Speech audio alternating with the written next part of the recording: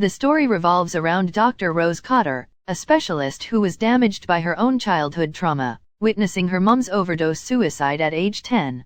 One day, she had an emergency psychiatric session with a woman named Laura Weaver. Emotionally disturbed woman came in her clinic to seek help. Laura, obviously is in emotional distress, claims she is being haunted by pernicious presence, an eerie entity whose revile has consumed her life and she is about to die, but no one seems to believe her. Rose, analyze her as having visualization. Rose empathize with her by saying she understand if the vision seems real. Laura demands Rose to believe her, saying this evil entity has the ability to show up as others wearing eerie grin and it wants to hurt her. A smile that is not friendly in fact makes her feel a crippling fear she never felt before. Seconds later, Laura unexpectedly become hysterical, then, at that point, starts grinning forebodingly prior to cutting open her neck with a shard before Rose. Still shaken about what happened and what she saw, Rose sits in a room with two investigation officers and one of the two investigator happens to be Rose's ex-boyfriend, Joel. Dr. Cotter sees series of bizarre incidents after watching her patient's suicide. She starts to have terrifying vision of Laura grinning creepily towards her in various places. Rose remember what Laura told her about the evil entity with an eerie grin and about being cursed. Rose is convinced that Laura might have passed it on to her. Led her to look into the similar case of Laura's Professor Gabriel Munoz, the man who killed himself in front of his class, who was also strangely smiling whilst taking his own life. Joel, Rose's former boyfriend and a police detective, returned to the hospital to check on her. Clearly concerned about Rose, he wants to know that she's doing fine after witnessing her patient's suicide as she looks traumatized last time he saw her. Rose don't like to engage a conversation with Joel, creates a sense of discomfort between them and says he doesn't need to check on her. Joel eyes obviously shows care and interest on her. Rose goes on with her day at work. Later she sees Carl, his manic patient. Carl Rankin, the manic-depressed patient that constantly mutters, is now smiling eerily and begins to shout at her that she is going to die. Rose calls for nurses, requests to restrain him, only to discover that she is having hallucination and Carl has been sleeping the entire time. Rose's supervisor, Dr. Morgan Desai, believes she is suffering from a series of psychotraumas. He implies that she should take a week off for her mental health and return in good focused. The following day, Rose visits her former therapist, Dr. Madeline Northcott, and requests a prescription for Risperdal, an antipsychotic medication. Dr. Northcott, on the other hand, refuses. Her therapist advises her that this episode of hallucinations, hearing things, and seeing things is due to long-standing guilt and inner wound caused by her mother's death. All of her bad experiences, at such a young age, as well as a lack of rest and sleep, may have contributed. As a result, the doctor denied her request for medication for the time being. Rose tries to take her mind off the bad and evil things that are happening to her. She made it through her nephew's birthday. Her sister informed her of her nephew's preferences for toys. She goes shopping and wraps the gifts herself. In the opening of gift scene, Rose's nephew is eager to see what's inside the box she brought. The stunned child slowly lifts the dead cat, its mustache. Rose. Adorable cat. The cat that went missing few days ago. She grabs mustache and sobs while hugging the cat. She begs everyone to believe her, that she couldn't do it to her sweet and tabby cat. Everyone in the room looks at her as if she's insane for giving a dead cat to a child. Rose also has a vision of a woman creepily smiling at her. She tripped over the center glass table, injuring her arms with the broken table shards and edges. Things have now gone from bad to worse. After she has been treated and released from the hospital, Trevor brings her home. Rose tries to explain the things going on with her, but Trevor clearly does not believe her. He asks if she killed the cat and immediately says it's a mental illness she inherited from her mother. Rose realizes she has no one willing to listen to her. Rose also realizes she must do something to detach herself from this evil entity or she will also face a deadly fate.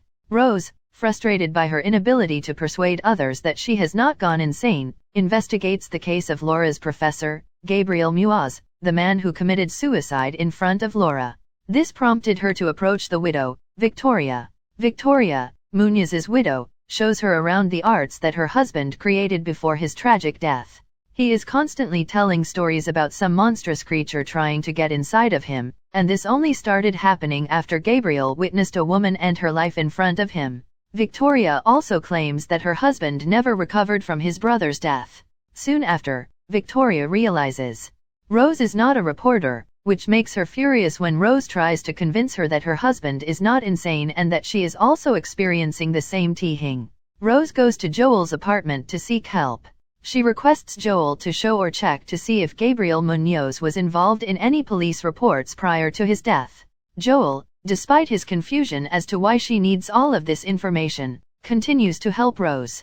She then confirmed that there is definitely a strange pattern of similar cases of suicide and it seems like a cursed chain. Whoever sees the suicide will end up in the same fate. Rose returned home to show her fiancé, Trevor, the information she had gathered about the curse chain, hoping for support and comfort from the person she believed she could defend on more than anything else in the world. She wants to prove herself that she is not insane, only to discover that Trevor had contacted her therapist, Drive Northcott, as he claims he do not know what to do and she's acting completely unhinged. Rose, frustrated, leaves the house and heads to her sister's place to show her the pictures. But she received the same response. Everyone thinks she's having a nervous breakdown. When Rose realizes and believes it is the end because no one cares, Joel comes to support and comfort her while searching for answers. Joel discovered that there have been 20 related cases that can be traced back to multiple people, all with the same pattern, but only 19 deaths. They worked together to find the only survivor of the chain curse, Robert Talley. It turns out Robert murdered someone. Rose is curious about what led up to it. It might be the answer. Robert admits to killing someone to break the curse, but when Rose says she cannot kill anyone, Robert realizes it was her and he thought Rose has come to give it back to him. Robert Talley admits that the way he broke the curse was by killing someone, and Rose is carefully thinking whether she should kill or die. Dr. Madeline Northcott unexpectedly appears at her door. Madeline insists that she must ensure that Rose is not a danger to herself or others. Rose lets her in so Dr. Madeline can conduct her psychiatric examination. The phone suddenly rings in the middle of their awkward conversation. Dr. Madeline starts smiling gleefully and eerily at her. To terrorize Rose, the evil entity appears as Dr. Madeline. Death, the evil thing says, is coming at her and she is running out of time. In desperation, Rose went to the hospital to take Carl's life in exchange for her own. Carl notices her and starts acting horrified.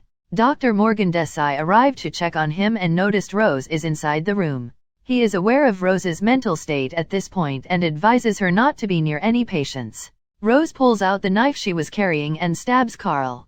Carl Rankin gives a creepy grin, while Dr. Morgan Desai tears his face off. She is, once again, hallucinating.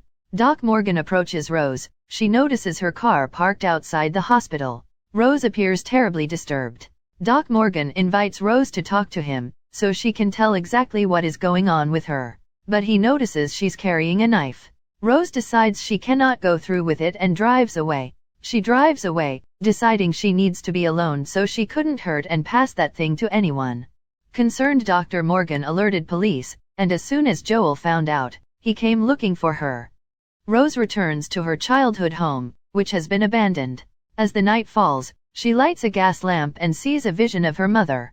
Though she is well aware that it is all in her head and part of her hallucinations, she confronted her past trauma and communicated with her mother. Rose, it turns out, needs to put an end to her mother's neglect and abuse at such a young age. She let her mother die of a drug overdose in her bed despite her request that she call for help. Soon after, her mother's image transforms into the evil entity. This devil appears to feed on people's traumatic experiences. Rose is fighting the evil entity. She was able to seize the gas light and defeated it by burning it down. Rose stood by and watched as the house burned down. She returned to Joel's apartment. She then realizes that her nightmare isn't over, that the evil entity is still messing with her head. Joel was eventually able to locate her. Rose screams when she sees Joel. She returns to the house and locks it from the inside, preventing Joel from becoming the next victim. But Rose's terrifying scream frightened Joel, and he broke down the front door. And there stood Rose, slowly turning around and grinning creepily at him. She was soaked in fuel and on the verge of setting herself on fire. Joel witnessed the suicide of her love, Rose. The curse is now passed on to him.